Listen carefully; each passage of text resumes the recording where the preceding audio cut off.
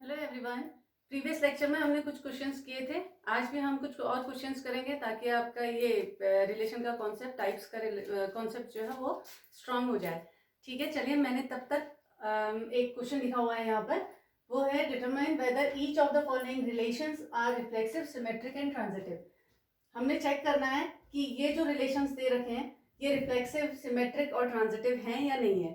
तो पहला हमारा जो रिलेशन दिया है that is relation R on set A, और सेट ए हमें दिया है 1 2 3 up to so on 13 14, defined as R is equals to set of ordered pair X Y such that 3x minus Y is equals to 0। अच्छा जी, अब इसको हमने क्या करना है, पहले ही हम क्वेश्चन को लेते हैं। इसमें हम देखते ही हमारे समझ में क्या आना चाहिए कि relation R is on set A. R is on set A का मतलब हमारा क्या हुआ कि R should be the subset of A cross ए।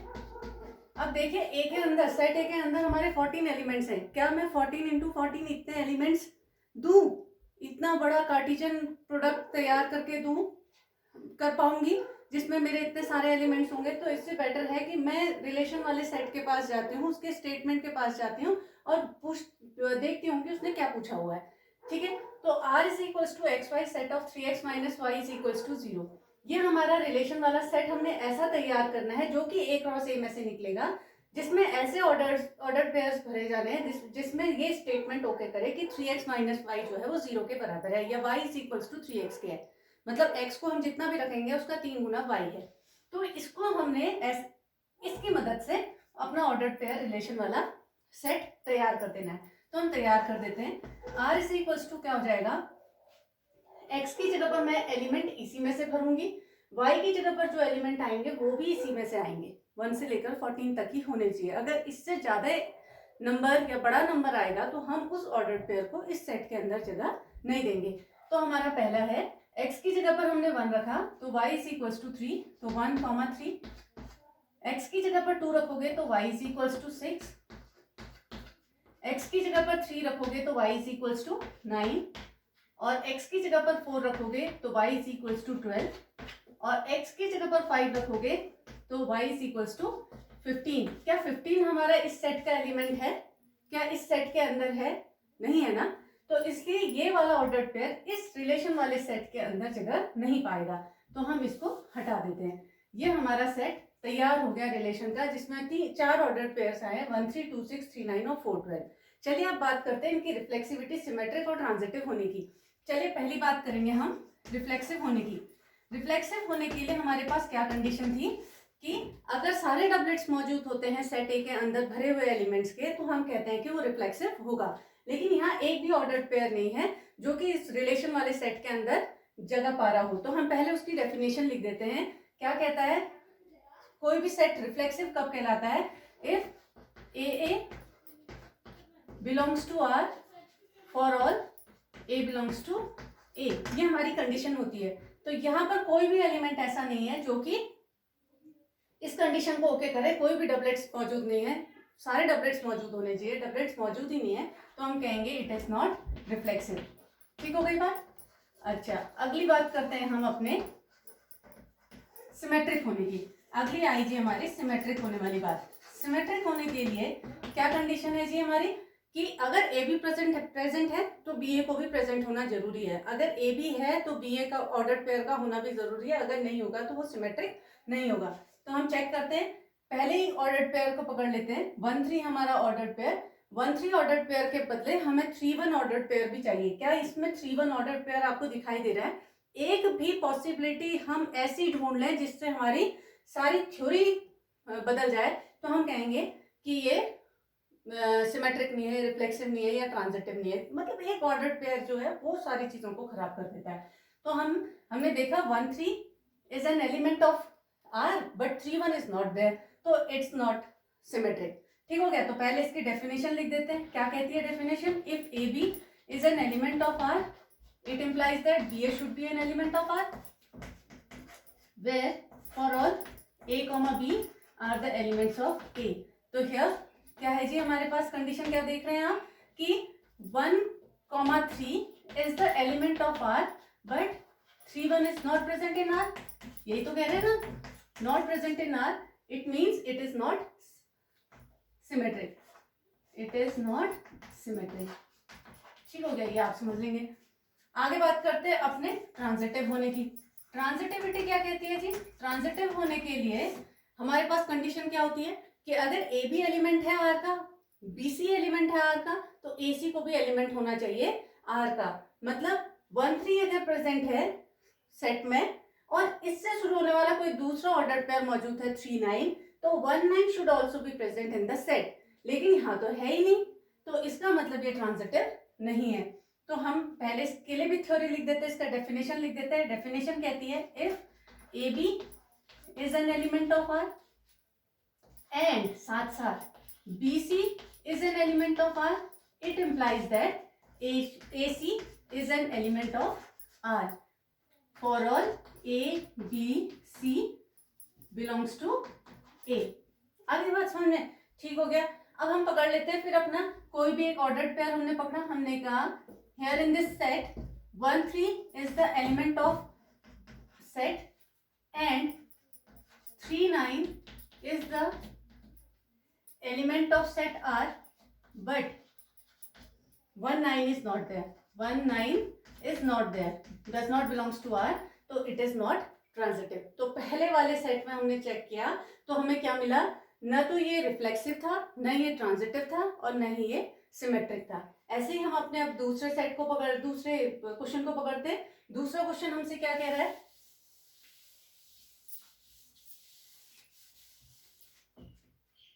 दूसरा क्वेश्चन कहता है relation R on set N. Relation R on set N ने हमें क्या लिखने को मजबूर कर दिया कि R is the subset of N cross N. तो इसे देखते ही हमें क्या मिल जा रहा है? R is the subset of N cross N. Relation R on set N of natural numbers defined as. ये रिलेशन कैसे डिफाइन किया जा रहा है? इसके लिए क्या इसने स्टेटमेंट दे रखा है? क्या सेट पीरियड फॉर्म में इसको इसने डिफाइन किया हुआ है? That is we need the set of ordered pair x y such that y is equals to x plus 5 and x is less than 4। ये बोल रहा है हमें ऐसे ऑर्डर्ड पेयर x y ढूंढने हैं जिसमें y जो है वो x plus 5 के बराबर है और x जो है हमेशा 4 से छोटा एलिमेंट है। अब पहले तो x और y दोनों क्या हैं? नेचुरल नंबर्स हैं। अब x is less than 4 है, इसका मतलब है x की जगह को कौन कौन भर सकते हैं? 1 भर सकता है, 2 भर सकता है और 3 भर सकता है, क्योंकि ये नेचुरल नंबर्स की बात हो रही है। तो हमें पता है कि x क्या हो सकते हैं? 1 2 और 3। ठीक हो गया। तो अब मैं अपना ऑर्डर पेयर तैयार कर दूं, अपना सेट तैयार कर दूं। तो सेट तैयार करने के लिए r हम ऐसे ऑर्डर पेयर भरेंगे जो इस कंडीशन को ओके करते हैं। तो मैंने x की जगह पर 1 रखा तो y मुझे कितना मिल रहा है? 6। फिर मैं x की जगह पर 2 रख रही हूँ तो y मुझे कितना मिल रहा है? 7। 3 रख रही हूँ तो मेरा 8। इसके अलावा मुझे कोई भी एलिमेंट इस ऑर्डर्ड पेयर के अंदर, इस सेट के अंदर नहीं मिल रहा है। कोई भी ऑर्डर्ड पेयर सेट के अंदर नहीं मिल रहा है। तो अब मैं इनकी रिफ्लेक्सिविटी, सिमेट्रिक होना और ट्रांजिटिविटी को चेक करती हूँ। रिफ्लेक्सिविटी को चेक करने के लिए सारे डबलेट्स मौजूद होने चाहिए। फिर वही बात, इसमें कोई भी डबलेट नहीं है तो हम कहेंगे इट इज नॉट रिफ्लेक्सिव। फिर बात आई हमारी सिमेट्रिक होने की। सिमेट्रिक के लिए कह रहा है कि अगर 1 6 present in the set, 6 1 should also present there, लेकिन है ही नहीं। 1 6 है तो 6 1 है ही नहीं, तो ये सिमेट्रिक नहीं है। दूसरी बात हो रही है ट्रांजिटिविटी की। तो ट्रांजिटिविटी के लिए हमसे कह रहा है कि 1 6 प्रेजेंट है, 6 से स्टार्ट होने वाला अगर दूसरा एलिमेंट होता तो तीसरा एलिमेंट भी मौजूद होना चाहिए था। 2 7 है, 7 से शुरू होने वाला दूसरा एलिमेंट होता तो तीसरा प्रेजेंट होता। देखें यहाँ तो बहुत ही प्यारी बात निकल कर आ रही है। क्या? रिफ्लेक्सिविटी के लिए हमने बात कर ली, हमने सिमेट्रिक होने की बात कर ली। अब हम बात कर रहे हैं अपने ट्रांजिटिविटी की। ये तो बहुत ही मस्त बात आ गई। देखिए क्या कह रहा है। ट्रांजिटिविटी कहती थी कि if A B is an element of relation and B C is an element of relation, it implies that A C is an element of relation. ये होना चाहिए। अब हम देखते हैं यहाँ पर हमारे पास सेट का पहला एलिमेंट क्या है? 1 6। अब 6 से शुरू होने वाला क्या कोई और ऑर्डर्ड पेयर है? अगर 6 से शुरू होने वाला कोई और ऑर्डर्ड पेयर नहीं है तो हम तीसरे ऑर्डर्ड पेयर को कहाँ से ढूंढेंगे? तो इसका मतलब है अगर केवल एक ही ऑर्डर्ड पेयर मौजूद होता है जिससे शुरू होने वाला, जिसके रेंज से शुरू होने वाला दूसरा ऑर्डर पेयर है, तो तीसरा हम ढूंढ ही नहीं सकते। तो ऐसे केस में ट्रांजिटिविटी अपने आप ओके हो जाती है। मतलब इस वाले सेट को, इस सेट को मैं ट्रांजिटिव कह सकती हूँ।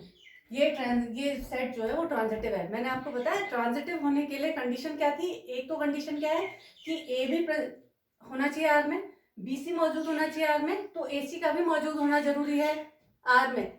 ये कंडीशंस को एक साथ होके होना चाहिए, लेकिन यहाँ पर 1 6 मौजूद है, लेकिन 6 से शुरू होने वाला दूसरा ऑर्डर पेयर है ही नहीं, तो तीसरे को कैसे चेक करेंगे। इसलिए जब एक ही ऑर्डर पेयर होता है और इसके रेंज से शुरू होने वाला दूसरा ऑर्डर पेयर हमें नहीं मिलता है, तो हम तीसरे को चेक कर ही नहीं सकते। तो ये ऑटोमेटिकली क्या हो गया, ट्रांजिटिव हो गया। तो yes it is transitive.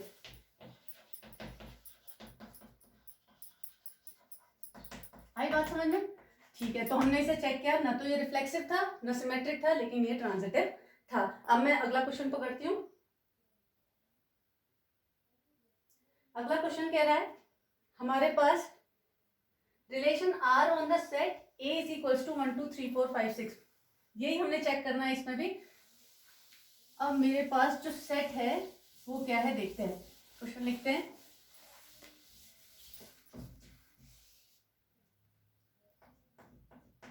Third question जो है इसका, ये कह रहा है relation R on set A, relation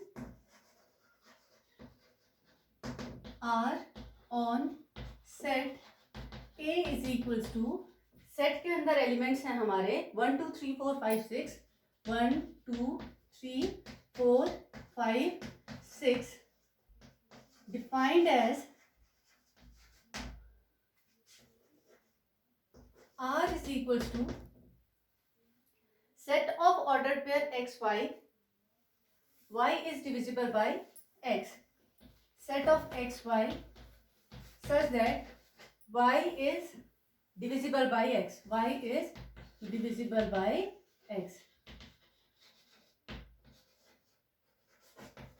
लो जी, अच्छा अगला जो हमारा इसका पार्ट है उसमें है रिलेशन, हमने चेक करना है relation R on set A is equals to 1 2 3 4 5 6 defined as R is equals to set of order pair X Y such that Y is divisible by X. ठीक हो गया, हमने पकड़ा। हमें पता है कि रिलेशन ऑन सेट ए की बात हो रही है, तो R must be the subset of A cross A. अभी भी हमारे पास बहुत सारे 36 ऑर्डर पेयर्स तैयार होने वाले हैं, तो ए क्रॉस ए तो मैं तैयार करने वाली हूँ नहीं। ठीक है, चलिए बात करते हैं रिफ्लेक्सिविटी की इसमें। अब रिफ्लेक्सिविटी के लिए हम जाते हैं अपने आर वाले सेट की ओर। आर वाले सेट में डिमांड किसकी कर रहा है, ऐसे ऑर्डर्ड पेयर्स की जिसमें वाई जो हो वो एक्स से डिविजिबल हो। रिफ्लेक्सिव होने के लिए क्या कंडीशन होती है जी, हमारे सारे ऑर्डर डबलेट्स मौजूद होने चाहिए। सारे डबलेट्स मौजूद हैं, अदर ऑर्डर्ड पेयर्स भी हैं तो उनको भी अलाउ करता है ये, लेकिन जो सबसे इंपॉर्टेंट कंडीशन है कि सारे के सारे डबलेट्स मौजूद होने चाहिए। तो हम ये मान लेते हैं let A comma A is an element of R for all A belongs to A। ठीक हो गया, अब इसको ओके कराते हैं। क्या कह रहा है, ऐसे ऑर्डर्ड पेयर्स इसके अंदर भरे जाएंगे जिसमें कि y जो होगा वो x का से डिविजिबल होगा, y जो है वो x से डिविजिबल होगा। तो हम देख रहे हैं क्या a से डिविजिबल नहीं है। अगर मैं इसको इस स्टेटमेंट में डालूं तो हम ऐसे ऑर्डर्ड पेयर की बात कर रहे हैं जिसमें a is divisible bye a। तो a क्या a से डिविजिबल नहीं है तो हम लिखेंगे a, अगर a बिलोंग्स टू r तो इसका मीनिंग क्या हुआ कि a is divisible bye a, which is true. ये तो सही बात है कि a से डिवाइड होगा, तो ये रिफ्लेक्सिव, तो यस इट इज रिफ्लेक्सिव। आई बात समझ में? ठीक है, इनको इस तरीके से सॉल्व कर लेते हैं हम। अगली बात कर रहे हैं सिमेट्रिक होने की। सिमेट्रिक होने के लिए हमारे पास क्या बात है जी, वो कहता है if A B is an element of R and B must be the element of R. तो अब ए बी हम पकड़ लेते हैं, हमने कहा ए बी, अब कह रहे हैं हम let A B is an element of R. जैसे ही मैंने A B element of R कहा तो मेरे पास क्या स्टेटमेंट तैयार हुआ कि A is divisible by B, क्योंकि मैं तो इसको देखूंगी ना, तो A is divisible by B. ठीक हो गया, अगर ए बी आर का एलिमेंट है तो ए को बी से डिविजिबल होगा। ठीक है, अब वो कह रहा है कि बी एलिमेंट होना चाहिए, B A belongs to R होते ही क्या हो जाएगा, B is divisible by A. क्या ऐसा पॉसिबल है? अगर मैं कोई भी एक ऑर्डर्ड पेयर पकड़ लूं, 1 2 पकड़ रही हूं मैं, तो 1 2 में अगर हम बात कर रहे हैं, हम कह रहे हैं कि 2 इज डिविजिबल बाय 1। मैंने एक एलिमेंट पकड़ लिया इसका, वो 1 2 मैंने सपोज कर लिया। 1 2 में हमारे पास 2 इज डिविजिबल बाय 1, क्योंकि इसका मीनिंग यही तो है कि 2 इज डिविजिबल बाय 1। अब मैं इसका उल्टा करके देखूं, अगर मैं इसी को 2 1 को चेक करती हूँ, तो क्या 1 इज डिविजिबल बाय 2? नहीं। डिविजिबिलिटी क्या कहती है कि कंप्लीट डिवाइड होना चाहिए। क्वोशिएंट हमें जो मिलना चाहिए वो होल नंबर मिलना चाहिए, डेसिमल नहीं मिलना चाहिए। तो 1 इज नॉट डिविजिबल बाय 2, तो ये स्टेटमेंट हमारा जो हो जाता है, ये कंडीशन जो हो जाती है वो रॉन्ग हो जाती है। तो हम कहेंगे इट इज नॉट सिमेट्रिक। आई आपको बात समझ में? A B belongs to R, A is divisible by B, B A belongs to R, तो B should be divisible by A, लेकिन it is not true. Divisible by A, तो ये possible ही नहीं है, ये पॉसिबिलिटी है ही नहीं, इसलिए हमने कह दिया कि इट इज नॉट सिमेट्रिक। तीसरी बात हम चेक करते हैं अपना ट्रांजिटिविटी। ट्रांजिटिविटी को चेक करने के लिए हमने कहा, ट्रांजिटिव होने के लिए हम कह रहे हैं कि अगर ए बी मौजूद है आर में एंड बी सी मौजूद है आर में, तो it implies that A C should be an element of R. Condition हमेशा पूरी दीजिएगा, डेफिनेशन पूरी दीजिएगा, उससे आपको मार्क्स मिलते हैं वहां बोर्ड्स में। A B belongs to R and B C belongs to R, it implies that A C belongs to R. ठीक हो गया? ऐसे ही कोई हम एक ले लेते हैं, ऑर्डर पेयर्स ले लेते हैं अपने मन से मतलब जो इसको ओके करते होंगे। तो हमने कहा, पहला हमने ले लिया 1 2 is an element of R. 2 से शुरू होने वाला दूसरा क्या हो गया? 2 4। 1 2 कहते हैं 2 इज डिविजिबल बाय 1, 2 4 कहते हैं 4 is divisible by 2। It implies that 1 4 should be an element of R. अब 1 4 is an element of R, इसका मतलब हो गया कि 4 is divisible by 1, which is true. इसका मतलब है ये ट्रांजिटिव है। अब इसको हम एकदम ट्रांजिटिव नहीं कह सकते, क्यों? क्योंकि हमने एक ऐसी पॉसिबिलिटी ढूंढनी पड़ती है कहीं ना कहीं से, जिससे हम इसको गलत सिद्ध कर सके। तो एक आध और को चेक करके देखते हैं, क्या पता हमारी बात गलत सिद्ध हो जाए। तो हमने पहला ऑर्डर पेयर लिया 1 3 is an element of R and 3 6 is an element of are.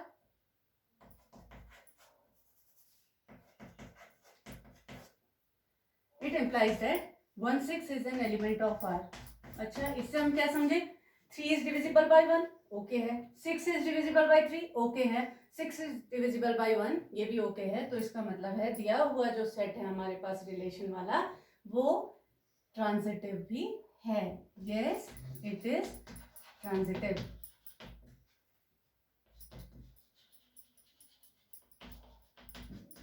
ठीक हो गया? ये हमने इसमें प्रूव कर दिया। तो इनमें क्या निकला हमारा कि रिफ्लेक्सिव है, सिमेट्रिक नहीं है, बट ट्रांजिटिव है। एक लास्ट इसका पार्ट और बचा है, उसको भी कर लेते हैं। ये कह रहा है relation R on the set Z, relation R on the set Z.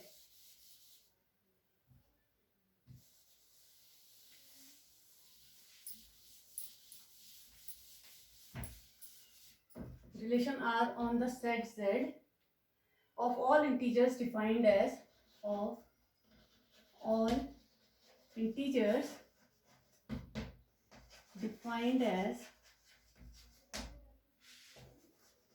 R is equals to set of ordered pairs x y such that x minus y is an integer. x minus y is an integer. ठीक हो गया? ये कह रहा है ऐसा relation, हमने ऐसा सेट ढूंढना है ऐसे ऑर्डर पेयर्स का जिसमें x माइनस वाई एक इंटीजर है। तो वही बात आ गई, relation is the subset of z cross z। पहली बार देखते ही हम खुश हो गए।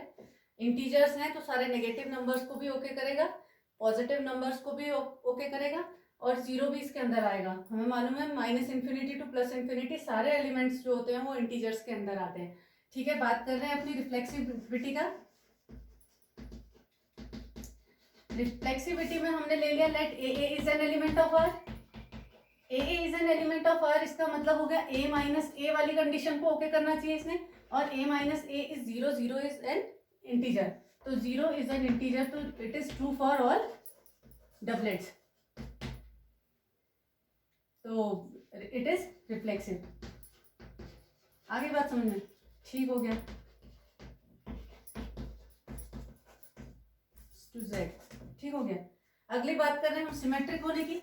सिमेट्रिक होने के लिए हमारे पास कंडीशन क्या होती है कि if A B is an element of R, it implies that B A is an element of R. हमेशा ये लिखना बहुत इंपॉर्टेंट होता है, इसलिए मैं बार बार लिख रही हूँ इसे, a comma b is an element of Z. ठीक हो गया। अगर A B belongs to R, इसका मतलब क्या हो गया कि a minus B is an integer, तो हमने इसे लिख दिया lambda, where lambda belongs to Z.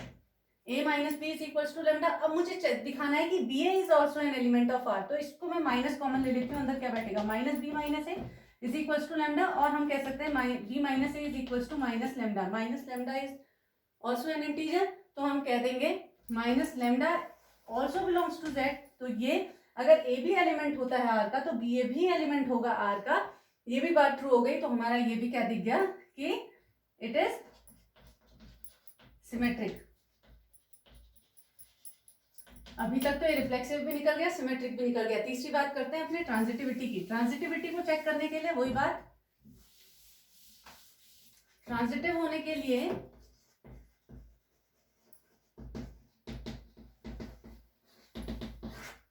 Transitivity के लिए हमारे पास क्या condition, if A B is an element of R and B C is an element of R, it implies that A C is an element of R. तो हम इन दोनों को लेकर चलते हैं और यहां तक पहुंचेंगे, तो हमें पता चल जाएगा कि ये ट्रांजिटिव है कि नहीं है।